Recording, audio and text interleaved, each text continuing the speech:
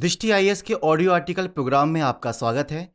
आज का हमारा आर्टिकल द हिंदू में प्रकाशित लेख इन 2022 165 death penalties handed out by trial courts highest since 2000s और द इंडियन एक्सप्रेस में छपी लेख report 165 death penalties by trial courts in 2022 most since 2000s के सम्मिलित सारांश पर आधारित है।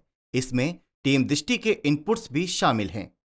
यह ऑडियो आर्टिकल सामान्य अध्ययन प्रश्न पत्र 2 के राज व्यवस्था खंड से जुड़ा है। तो आइए आर्टिकल की शुरुआत करते हैं।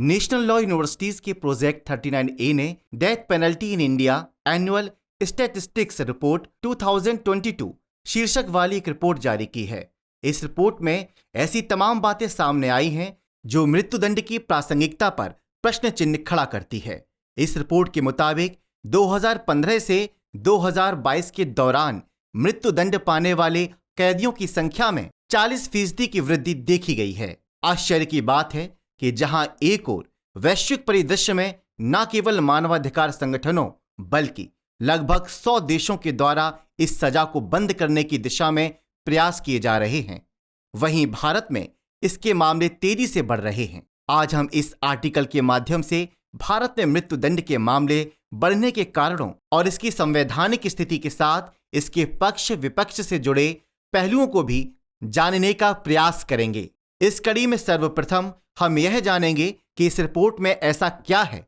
जिसके कारण मृत्युदंड की प्रासंगिकता को लेकर बहस तेज हो गई है।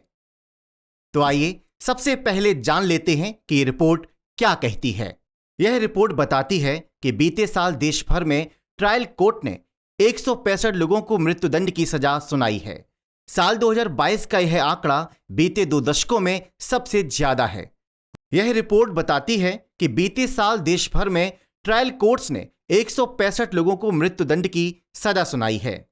साल 2022 का यह आंकड़ा बीते 2 दशकों में सबसे ज्यादा है।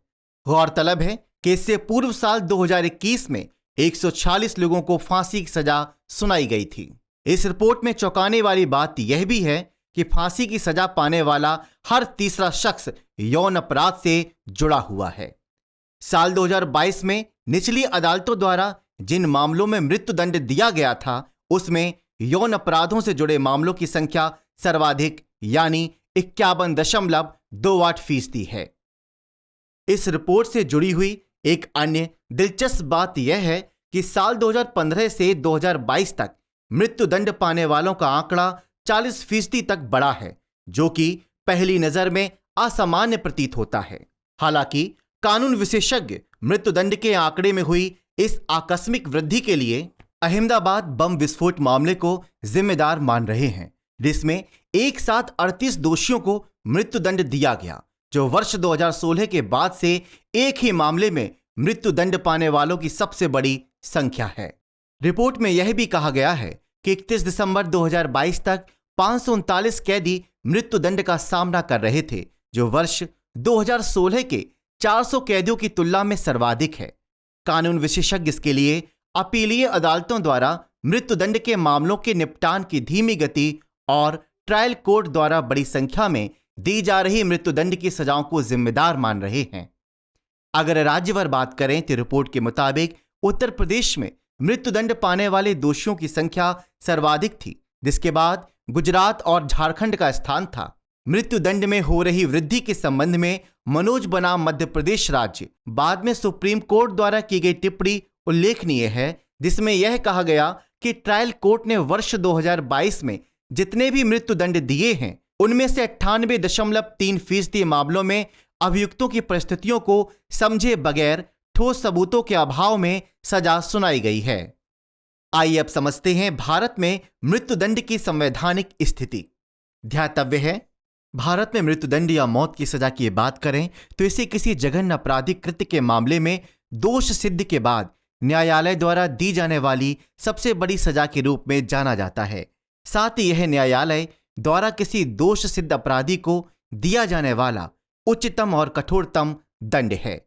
गौरतलब है कि भारत में मृत्युदंड दुर्लभतम या रेयरेस्ट ऑफ रेयर मामलों तक सीमित है। इसके तहत भारतीय दंड संहिता 1860 की धारा 121 और धारा 302 के तहत हत्या के अंतर्गत निर्णीत मामले आते हैं। ध्यातव्य है कि जहां मृत्युदंड को जघन्यतम अपराधों के लिए सबसे उपयुक्त दंड और प्रभावी निवारक उपाय के रूप में देखा जाता है, वहीं ट्रायल कोर्ट्स जिस तरह से इसको बढ़ावा दे रहा है वह चिंताजनक है। इस मुद्दे से जुड़ा विवाद भी इसी को लेकर है। भारत में मृत्युदंड प्राप्त दोषी को क्षमा करने का अधिकार राष्ट्रपति को प्राप्त है, जिसके लिए क्षमा, लघुकरण, परिहार आदि विशेष शब्दों का प्रयोग किया जाता है। तो आइए मृत्युदंड से संबंधित राष्ट्रपति को प्रदान की गई संविधान सम्मत शक्तियों को विस्तार से समझते हैं। राष्ट्रपति के क्षमादान की शक्ति से जुड़ी एक दिलचस्प बात यह है कि राष्ट्रपति को क्षमादान की शक्ति तो मिली हुई है, किंतु वह अपनी इस शक्ति का प्रयोग केंद्रीय मंत्रिमंडल के परामर्श के बिना नहीं कर सकता है। इस संबंध में सर्वोच्च न्यायालय ने कई मामलों में निर्णय दिया है कि राष्ट्रपति को दया याचिका का फैसला करते हुए मंत्रिपरिषद की सलाह पर कार्रवाई करनी चाहिए। सर्वोच्च न्यायालय ने इस संबंध में वर्ष 1980 में मारूराम बराम भारत संघ और वर्ष 1994 में धनंजय चटर्जी बनाम पश्चिम बंगाल राज्य मामलों में अपने निर्णय भी दिए हैं। गौरतलब है कि राष्ट्रपति द्वारा अपने समक्ष प्रस्तुत दया याचिका को मंत्रिमंडल की सलाह लेने के लिए गृह मंत्रालय के समक्ष भेजा जाता है। ये याचिका मंत्रालय संबंधित राज्य सरकार को भेजता है, जिससे उत्तर मिलने के बाद मंत्रिपरिषद अपनी सलाह देती है। यद्यपि राष्ट्रपति पर मंत्रिमंडल की सलाह बाध्यकारी होती है, किंतु संविधान का अनुच्छेद 74 उन्हें यही याचिका मंत्रिमंडल के पास पुनर्विचार हेतु वापस भेजने का अधिकार देता है। लेकिन इससे जुड़ा हुआ एक दिलचस्प पहलू यह भी कि यदि मंत्रिमंडल किसी भी बदलाव के बिना इसे राष्ट्रपति को वापस भेज देता है तो राष्ट्रपति के पास इसे स्वीकार करने के अलावा कोई विकल्प नहीं बचता। यहां जानना जरूरी है कि संविधान के अनुच्छेद 161 के तहत राज्य के राज्यपाल को भी क्षमादान की शक्तियां प्राप्त हैं, किंतु राष्ट्रपति और राज्यपाल की क्षमादान की शक्तियों के मध्य कुछ मूलभूत अंतर हैं। ये अंतर सैन्य मामले और मृत्युदंड से संबंधित मामलों में है।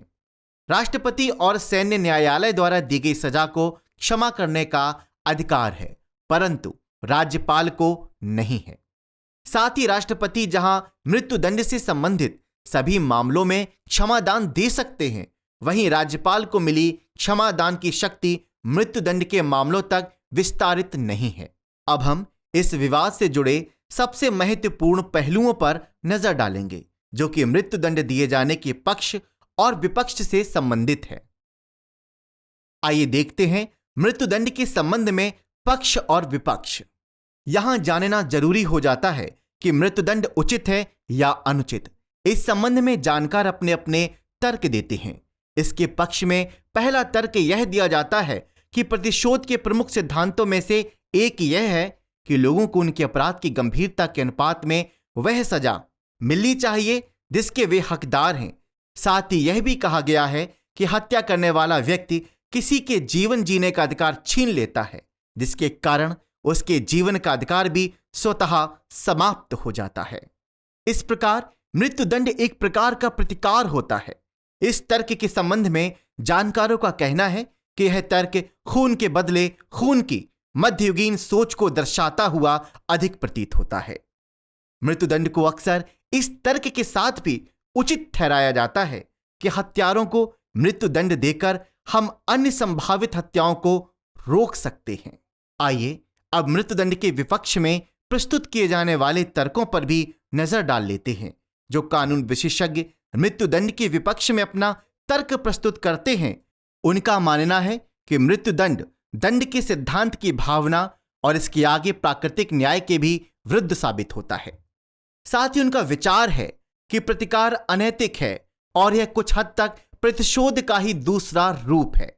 मृत्युदंड के संबंध में कुछ अन्य खामियों का उल्लेख किया जाता है, जैसे मृत्युदंड कैदी का न तो पुनर्वास करता है और न ही उन्हें समाज में वापस जाने का अवसर देता है। इनका यह भी मानना है कि जिन लोगों को मृत्युदंड दिया जाता है, संभव है उनमें से कुछ लोग ऐसे मानसिक रोगों या दोषों से ग्रस्त हों जो उनके द्वारा अपराध का कारण बनता हो। कुछ मानवतावादी मानव जीवन को संरक्षित करने के लिहाज से भी मृत्युदंड को अनुचित मानते हैं। इनका स्पष्ट मानना है कि जीवन अनमोल है और उसको संरक्षित करना राज्य का परम कर्तव्य है, चाहे वह जीवन अभियुक्त का ही क्यों ना हो। साथ ही इनका यह भी कहना है कि किसी के जीवन की समाप्ति के बारे में तब तक नहीं सोचा जाना चाहिए जब तक कि उसकी समाप्ति अपरिहार्य न हो। मृत्युदंड के विरुद्ध संभावित कारणों का एक विश्लेषण लोचन श्रीवत्स बनाम छत्तीसगढ़ राज्य 2021 और भागचंद्र बनाम मध्य प्रदेश राज्य 2021 जैसे हालिया फैसलों में भी देखा गया है, जिसमें दिए गए फैसलों में इसको समाप्त करने के पीछे सामाजिक आर्थिक पिछड़ापन, मानसिक स्वास्थ्य, आनुवंशिकता, पालन पोषण, समाजीकरण, शिक्षा आदि कारणों को शामिल किया गया है। कुछ सामाजिक प्रहरियों का यह भी मानना है कि मृत्युदंड वर्ग विशिष्ट के प्रति भेदभावपूर्ण रवैया रखता है। इनका तर्क है कि मृत्युदंड अमीरों की तुलना में गरीबों को ज्यादा दिया जाता है। साथ ही मृत्युदंड पाने वाले अशिक्षित और अनपढ़ लोगों की संख्या शिक्षित और साक्षर लोगों से कहीं अधिक है। वे भारत में गंभीर आरोपों का सामना कर रहे गरीबों को मिलने वाली विधिक सहायता को संतोषजनक नहीं मानते। कुछ कदम आगे बढ़कर वे यह भी कहते हैं कि भारत में न्यायिक प्रणाली अत्यधिक पेचीदा और खर्चीली है, जिसे वहन करना गरीबों के वश की बात नहीं है। लेख की कड़ी में अब हम मृत्युदंड के संबंध में सर्वोच्च न्यायालय के द्वारा प्रस्तुत किए गए विचार को भी जान लेते हैं। सर्वोच्च न्यायालय ने बचन सिंह बनाम पंजाब राज्य सन 1980 मामले में कहा कि इस सिद्धांत की स्थापना किए जाने पर बल दिया जाना चाहिए कि मृत्युदंड तब तक नहीं दिया जाना चाहिए जब तक कि आजीवन कारावास का विकल्प उपलब्ध ना हो। अपने अगले निर्णय मोफिल खान बनाम झारखंड राज्य सन 2021 मामले में सर्वोच्च न्यायालय ने माना कि राज्य का कर्तव्य है कि वह यह साबित करने हेतु साक्ष्य हासिल करे कि आरोपी के सुधार और पुनर्वास की कोई संभावना नहीं है। आइए अब आगे की राह देखते हैं। मृत्युदंड को दंड का सबसे कठोर स्वरूप माना जाता है। इसको बरकरार रखने को लेकर हमेशा से ही विरोध विचार उभरते रहे हैं। सर्वोच्च न्यायालय तक ने इसकी प्रासंगिकता को लेकर किसी न किसी रूप में संदेह व्यक्त किया है। ऐसे में सवाल उठता है कि आगे की राह क्या होनी चाहिए।